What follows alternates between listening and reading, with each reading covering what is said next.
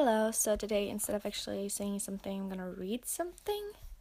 I know, crazy. And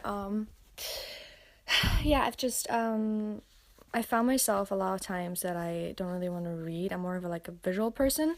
So for people who are like me, and let me just put on my tea. For people who are like me, I'm just gonna make this like an audiobook, I guess. So if you don't have Audible or anything else, you can just look it up on YouTube. Anyway. So this is The Telltale Heart by Edgar Allan Poe. He also wrote the Sherlock Holmes books, all of that stuff. So I'm just going to begin. True. Nervous. Very, very dreadfully nervous I had been and am.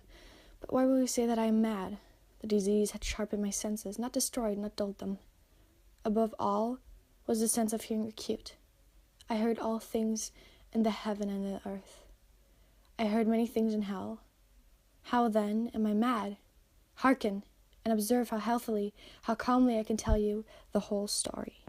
It is impossible to say how first the idea entered my brain, but once conceived, it haunted me day and night. Object there was none. Passion there was none. I loved the old man. He had never wronged me. He had never given me insult. For his gold I had no desire. I think it was his eye. Yes, it was this. He had the eye of a vulture, a pale blue eye, with a film over it. Whenever it fell upon me, my blood ran cold, and so by degrees, very gradually, I made up my mind to take the life of the old man, and thus rid myself of the eye forever. Now this is the point you fancy me mad. Madam, you know nothing, but you should have seen me. You should have seen how wisely I proceeded, with what caution, with what foresight, with what dissimulation I went to work. I was never kinder to the old man than during the whole week before I killed him. And every night, about midnight, I turned the latch of his door and opened it, oh, so gently. And then, when I had made an opening sufficient for my head, I put in a dark lantern, all closed that no light shone out, and then I thrust in my head. Oh, you would have laughed to see how cunningly I thrust it in. I moved it slowly, very, very slowly, so that I might not disturb the old man's sleep. It took me an hour to place my whole head within the opening, so far that I could see him as he lay upon his bed. Would a madam have been so wise as this? And then, when my head was well in the room, I undid the lantern cautiously, oh, so cautiously, for the hinges creaked.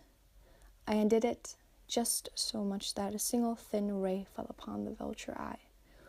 And this I did for 7 long nights, every night just as midnight, but I found the eye was always closed, and so it was impossible to do the work, for it was not the old man who vexed me, but his evil eye. And every morning, when the day broke, I went boldly into the chamber and spoke courageously to him, calling him by name in a hearty tone, and inquiring how he has passed the night. So you see, he would have been a very profound old man indeed to suspect that every night, just at 12, I looked in upon him while he slept. Upon the 8th night, I was more than usually cautious. In opening the door, I watched this minute hand moved more quickly than did mine. And never before that night had I felt the extent of my own powers, of my sagacity. I could scarcely contain my feelings of triumph. To think that there I was, opening the door, little by little, and he not even to dream of my secret deeds or thoughts. I fairly chuckled at the idea. And perhaps he heard me, for he moved on the bed suddenly as if startled. Now you may think that I drew back, but no. His room was as black as pitch with a thick darkness, for the shutters were closed, fastened through fear of robbers. And so I knew that he could not see the opening of the door, and I kept pushing it on steadily. I had my head in and was about to open the lantern, when my thumb slipped upon the tin fastening, and the old man sprang up in bed and crying out, "Who's there?" I kept quite still and said nothing. For a whole hour I did not move a muscle, and in the meantime I did not hear him lie down. He was still sitting up in the bed listening, just as I have done night after night. hearkening to the death watches in the wall. Presently, I heard a slight groan, and I knew it was the groan of mortal terror. It was not a groan of pain or grief, oh no. It was the low, stifled sound that arises from the bottom of the soul when overcharged with awe. I knew the sound well. Many a night, just as midnight, when all the world slept, it has welled up on from my own bosom, deepening with its dreadful echo the terrors that had distracted me. I say I knew it well. I knew what the old man felt, and pitied him, although I chuckled at heart. I knew that he had been lying awake ever since the first slight noise when he had turned in the bed. His fears had been ever since growing upon him. He had been trying to fancy them causeless, but could not. He had been saying to himself, "It's nothing but the wind in the chimney. It is only a mouse crossing the floor." Or it's merely a cricket which has made a single chirp. Yes, he had been trying to comfort himself with these superstitions, but he had found it all in vain. All in vain, because death, in approaching him, had stalked him with his black shadow before him and enveloped the victim. And it was a mournful influence of the unperceived shadow that caused him to feel, although he neither saw nor heard, to feel the presence of my head within the room. When I had waited a long time, very patiently, without hearing him lie down, I resolved to open a very, very little, crevice in the lantern. So I opened it. Cannot imagine how stealthily, until at length a simple dim ray, like the thread of the spider, shot from out the crevice and fell full upon the vulture eye. It was open, wide open, and I grew furious as I gazed upon it.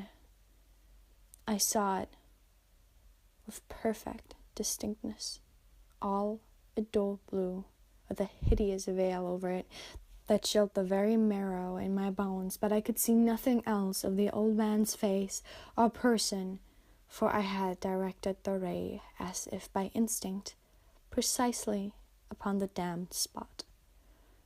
And have I not told you that what you mistake for madness is but over-acuteness of the sense?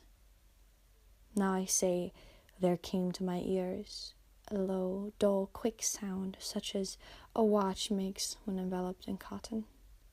I knew that sound well, too. It was the beating of the old man's heart. It increased my fury, as the beating of a drum stimulates a soldier into courage. But even yet it refrained and kept still. I scarcely breathed. I held the lantern motionless. I tried how steadily I could maintain the ray upon the eye. Meantime, the hellish tattoo of the heart increased. It grew quicker and quicker, and louder every instant. The old man's terror must have been extreme. It grew louder, I say louder, every moment. Do you mark me well? I have told you that I am nervous. So I am.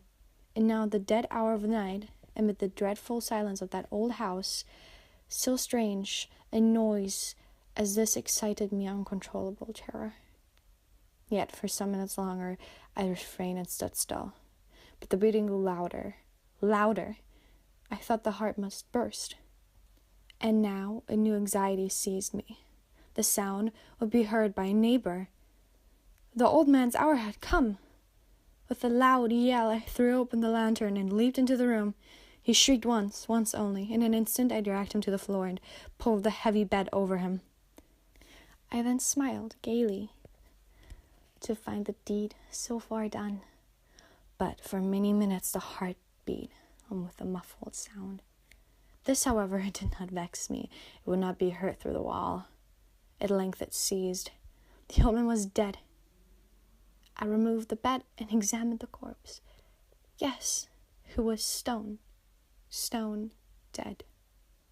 I placed my hand upon the heart and held it there many minutes. There is no pulsation. He was stone dead. His eye would trouble me no more. If still you think me mad, you will think so no longer when I describe the wise precautions I took for the concealment of the body. The night waned, and I worked hastily, but in silence. First of all, I dismembered the corpse. I cut off the head and the arms and the legs. I then took upon 3 planks from the flooring of the chamber and deposited all between the scantlings. I then replaced the boards so cleverly, so cunningly, that no human eye, not even his, could have detected anything wrong. There was nothing to wash out, no stain of any kind, no blood spot whatever. I had been too wary for that. A tub had called all. When I had made an end of these labors, it was 4:00, still dark as midnight. As the bell sounded the hour, there came a knocking at the street door. I went down to open it with a light heart, for what I had now to fear. There entered 3 men who introduced themselves with perfect suavity as officers of the police. A shriek had been heard by a neighbor during the night. Suspicion of foul play had been aroused. Information had been lodged at the police office, and they, the officers, had been deputed to search the premises. I smiled for what I had to fear. I bade the gentleman welcome. The shriek, I said, was my own in my dream. The old man I mentioned was absent in the country. I took my visitors all over the house. I bade them search well. I led them at length to his chamber. I showed them his treasures secure, undisturbed. In the enthusiasm of my confidence, I brought chairs into the room and desired them here to rest from their fatigues, while I myself, in the wild audacity of my perfect triumph, placed my own seat upon the very spot beneath which reposed the corpse of the victim. The officers were satisfied. My manner had convinced them. I was singularly at ease. They sat, and while I answered cheerily, they chatted of familiar things. But ere long, I felt myself getting pale and wished them gone. My head ached, and I fancied a ringing in my ears, but still they sat and still chatted. The ringing became more distinct. I continued, and became more distinct. I talked more freely to get rid of the feeling, but it continued and gained definiteness, until at length I found that the noise was not within my ears. No doubt I now grew very pale, but I talked more fluently and with a heightened voice, yet the sound increased, and what could I do? It was a low, dull, quick sound, much such sound as watch makes when enveloped in cotton. I gasped for breath, and yet the officers heard it not. I talked more quickly, more vehemently, but the noise steadily increased. I arose and argued about trifles in a high key with violent gesticulations, but the noise steadily increased. Why would they not be gone? I paced the floor to and fro with heavy strides, as if excited to fury by the observations of the men, but the noise steadily increased. Oh God, what could I do? I foamed, I raved, I swore. I swung the chair upon which I had been sitting, and grated upon the boards, but the noise arose over all and continually increased. It grew louder and louder and louder, and still the man chatted pleasantly and smiled. Was it possible they heard not? Almighty God, no, they heard, they suspected, they knew. They were making a mockery of my horror. This I thought, and this I think, but anything was better than this agony. Anything was more tolerable than this derision. I could bear those hypocritical smiles no longer.